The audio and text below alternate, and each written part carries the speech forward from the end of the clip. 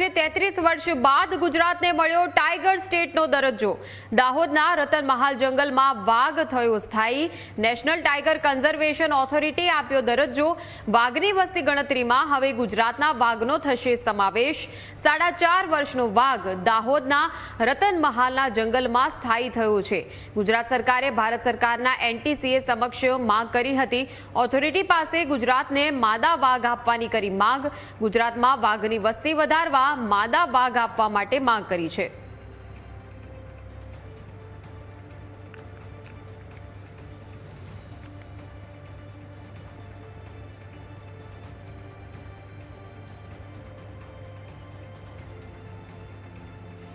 તો 33 વર્ષ બાદ ગુજરાતને ટાઈગર સ્ટેટનો દરજ્જો મળ્યો છે। દાહોદના રતન મહાલ જંગલમાં વાઘ સ્થાયી થયો છે। નેશનલ ટાઈગર કન્ઝર્વેશન ઓથોરિટીએ આ દરજ્જો આપ્યો છે, ત્યારે વાઘની વસ્તી ગણતરીમાં હવે ગુજરાતના વાઘનો સમાવેશ થશે।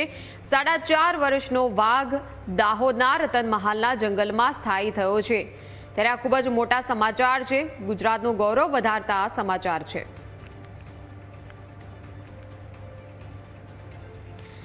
સંવાદદાતા મલ્હાર આપણી સાથે લાઈવ જોડાઈ ગયા છે। મલ્હાર, 4.5 વર્ષનો વાઘ દાહોદના રતન મહાલમાં સ્થાયી થયો છે, શું વધુ વિગતો?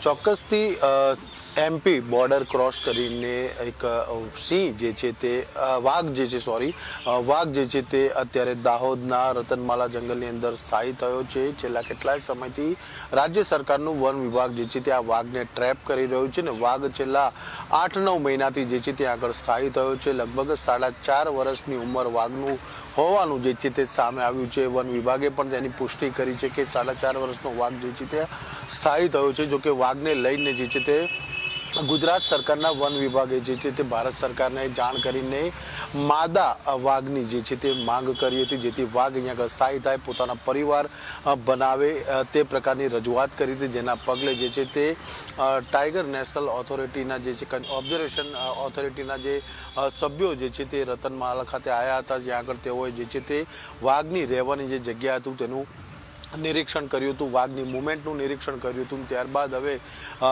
એનટીસીએ જે છે તે વાઘને માટે જે છે તે અહીંયા આગળ ગુજરાતને સ્ટેટ તરીકે જાહેર કર્યું છે। વર્ષ 2026માં જે રીતે સમગ્ર દેશમાં વાઘની જ્યારે ગણતરી થવાની છે, ત્યારે ગુજરાતના જે દાહોદના જંગલમાં જે વાઘ અત્યારે સ્થાયી થયો છે તેની પણ ગણતરી થશે।